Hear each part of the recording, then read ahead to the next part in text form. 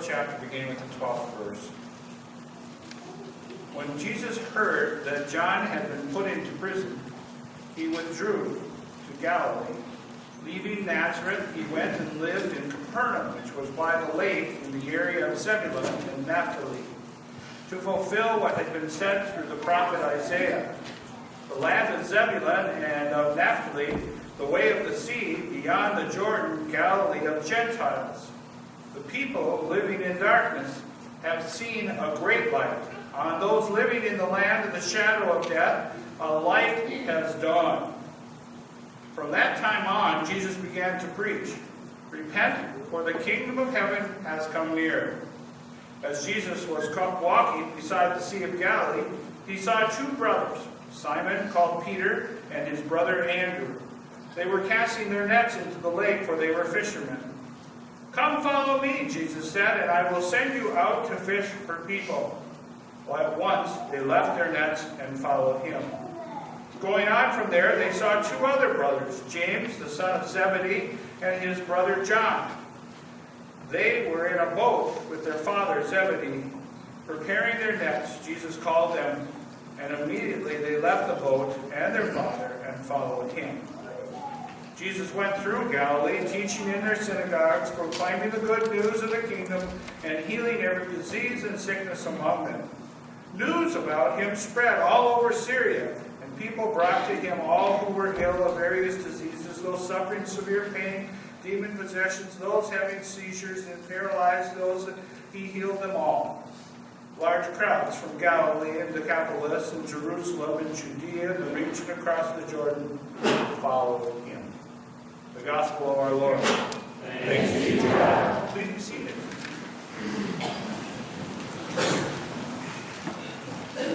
Well, good morning. Good morning. Let's begin with a prayer. Will you join me? Heavenly Father, we thank you today that you give us this calling us to come and follow you. Open our hearts today, Lord, to hear what it is and how it is that we might just do that very thing. Bless us in our hearing. In your name we pray. Amen. How many of you have played kids' card games? Anybody? A few of you? I know you have, probably. I've seen grandpas and grandmas sit down with their grandkids and play some card games and spend some time together and just a little bit of entertainment. We used to entertain ourselves with card games, my sisters and I. And this was way before PlayStation or Nintendo or iPads or cell phones for entertainment. We just pulled up a deck of cards like this here, and then we would play some kids games with it. A lot of fun. You guys, you've done this, right? I mean, so I'm, okay, good. Well, see, my grandmother, she sat with us and she taught me how to play solitaire.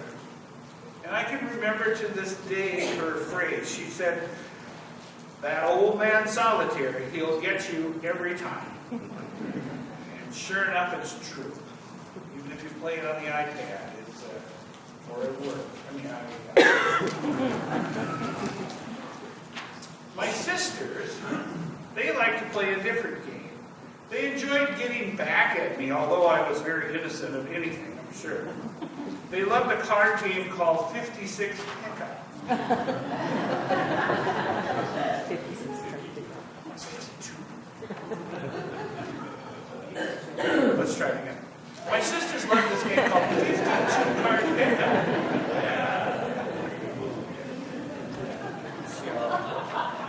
See how long it's been. They used to have 56 cards in it.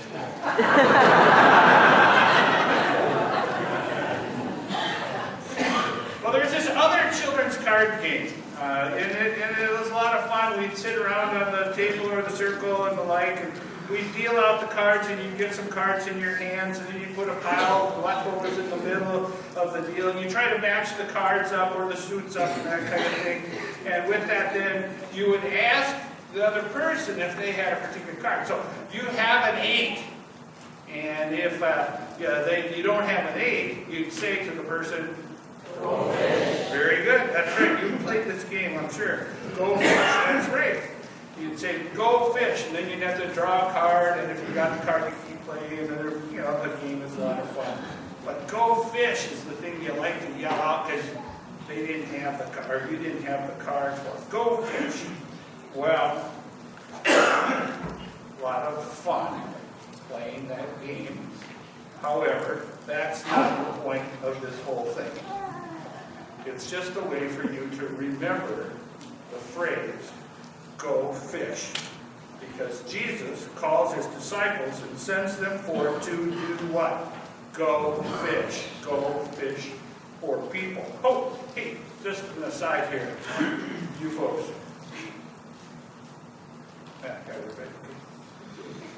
Do you know that behavioral and marketing experts tell us that if you repeat something 5 to 7 times, you'll recall it more easily? How about that? A lot of people didn't know that. So although it's a children's game called Go Fish, does not have anything to do with Jesus calling his disciples to go fish. It certainly does have something to do with our remembering that Jesus also calls us to go fish. Go fish.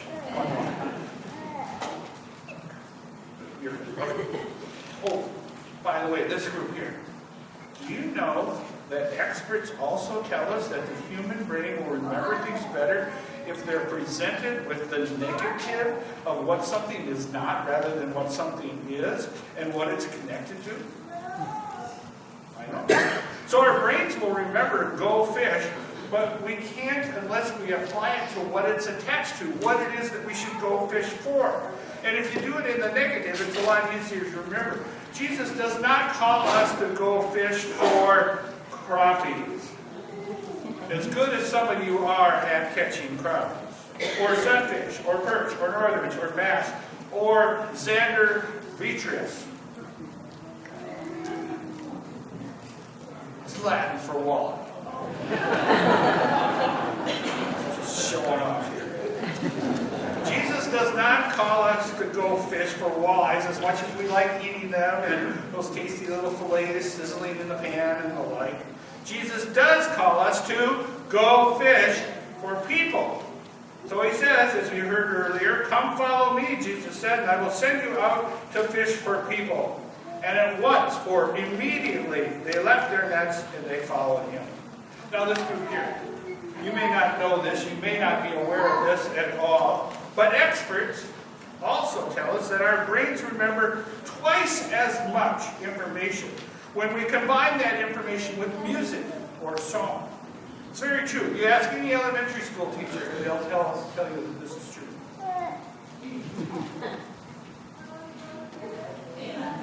In our Sunday school, when I was learning in Sunday school, we learned the lesson by reading today's gospel from Matthew. And then we hear Jesus say to his disciples, come follow me, and I will send you out to fish for people. That's exactly the point when Mrs. Clark, and we like to call her old Mrs. Clark, she would begin to plink out on the old piano down the basement of the church a song that had to do with being a disciple and going and fishing. Let me get a fishing pole here just to give you a flavor for it.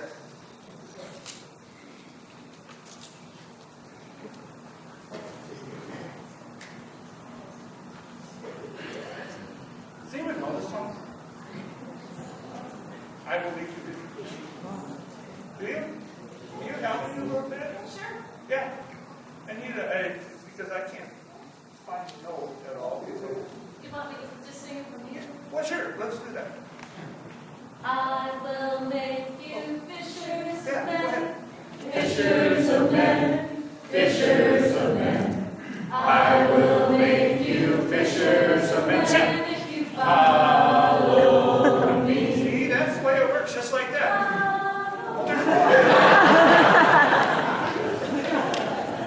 That's just it. If you put it with music, then you'll remember it more easily. Oh, hey, this group over here. By the way, did you know that scholars and teachers have said that if you include either actions or dance with the music, it doubles the amount of things that you're going to remember from this, right? Well, that's pretty impressive. But one thing, Lutherans can't dance. So let's just do the actions. Y'all have your fishing poles, and will you do that again? And we're going to cast when we need to, right? All right, let's do that. I will make you fishers of men, fishers of men, fishers of men. I will make you fishers of men. If you follow me. Just a little bit more. Follow me. Oh, yeah, like that. Follow me. I will make you fishers of men. Follow me. Good, boy.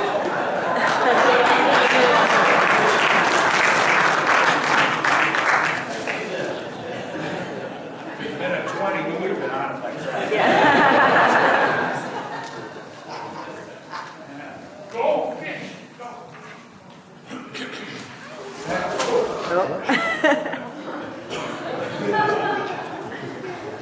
Wow. That very point, old Mrs. Clark, she would just tickle those ivories and that catchy little tune that Ann shared with us. We just go to town, I'll make you fishers men. And even 5th grade and 6th grade boys were in the whole thing of it, belting it out. And you would think that the way that they were singing that song on that Sunday morning during Sunday school, you would think it was opening day with Walleye Dan or Babe Winkleman or even John Weinzierl in the boat. So.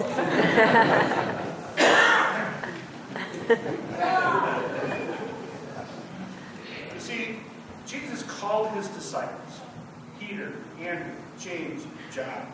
Jesus calls us today, and we can mention each and every one of your names here. Jesus calls his disciples, he calls you and me to come and follow, and Jesus will send us out to fish for people. Go fish. Oh, okay, just one more thing. Professional educators all agree that connecting a physical object with something will help you remember that. Ushers, could I have your help down front, please? We have something physical to remind you of this today, to go fish. We have crackers, and they are called fish crackers. No, just the fish cracker. Just the fish cracker. Yep, and you can pass it down the road. You guys can take some, pass them down the road, have a little snack while the sermon's on. Yep, and then a few of you volunteer afterwards to vacuum.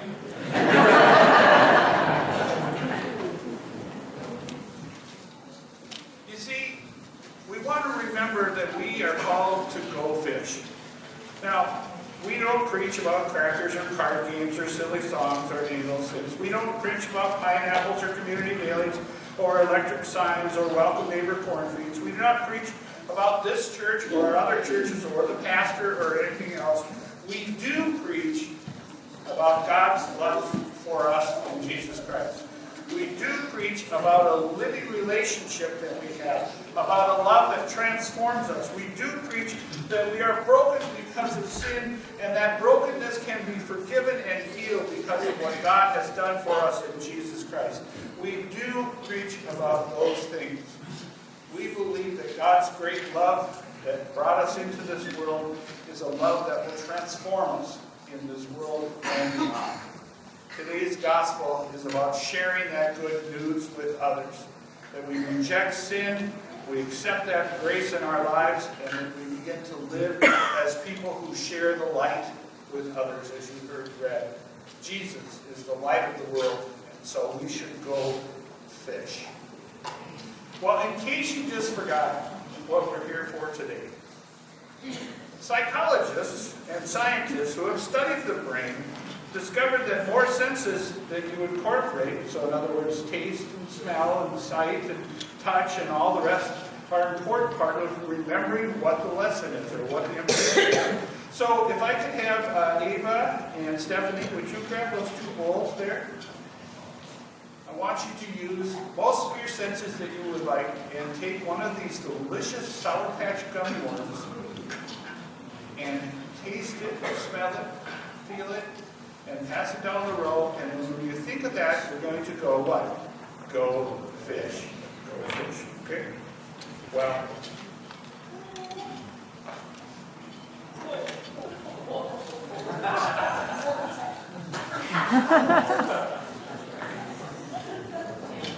you got to cut Sherry off, she said. All right, 3 last things about going to fish. You should know about this. First important thing is that we can do it alone, but it's far better when we do it together. Peace Lutheran Church is a place where people gather together to go out and to go fishing. It's a part of who we are, it's a part of our DNA, it's a part of our vision and our direction. If you look at the 2020 ministry budget in the annual meeting that we are about to have, you'll see that there is support for fishing in there. This will be a surprise to the ministry board, but in the sense that it's outreach. Okay? So think about that just a little bit. How it is that your gifts that you give here and your participation of your time help us go out as a church together to fish. Some of you are familiar with the Pineapple Express that we have, and about 4 times a year we will send about 50 different pineapples, hand deliver them to new people who have moved into our area. That is going fishing. That is sharing the good news about Jesus with others through that means. I was here at church just the other day, and a car pulled up. And a gentleman got out and he said, "Well, what kind of Lutheran church are you?" And he asked a bunch of great questions. We had a little chance to talk in that. And then finally at the very end of the conversation, he said to Sandy and myself, he said, "I got one of those pineapples at my house. And I thought I'd come and ask and see about who you are." We do community mailings that are part of that budget of the gifts that you give. 2 times a year we send out over 2,000 postcards, colorful postcards, to households here in our area so that they'll know about Jesus. And so it is a way in which we fish as a church. We have a very beautiful and inviting facility which welcomes people in. And it makes it easy for people to see that this church is a welcoming church for that. Not only that, there are some things that aren't funded that are fishy amongst us. And we're going to look at doing those next August with the Welcome Neighbor Corn Feed, where we invite our neighbors to come and enjoy some sweet corn and some entertainment and just being together here. It's a part of our fishing story.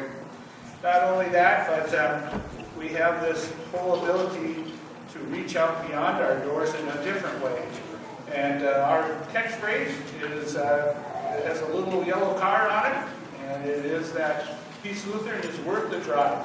We look at our membership, over half of our membership comes from outside 55388 zip code.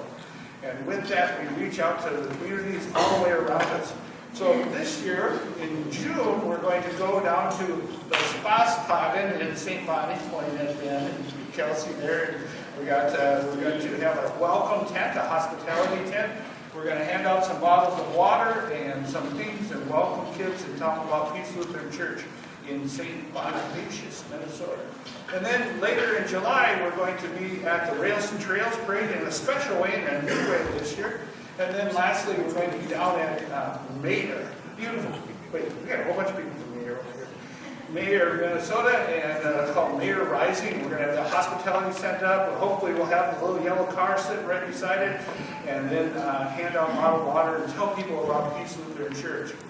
The point in all of that is that where do you go fishing? You go on the lake, you go where the fish are at. Where are we going to go as fishermen for Jesus? We're going out in amongst the people, where the people are at. Whether it's here at Peace or out in the communities around us.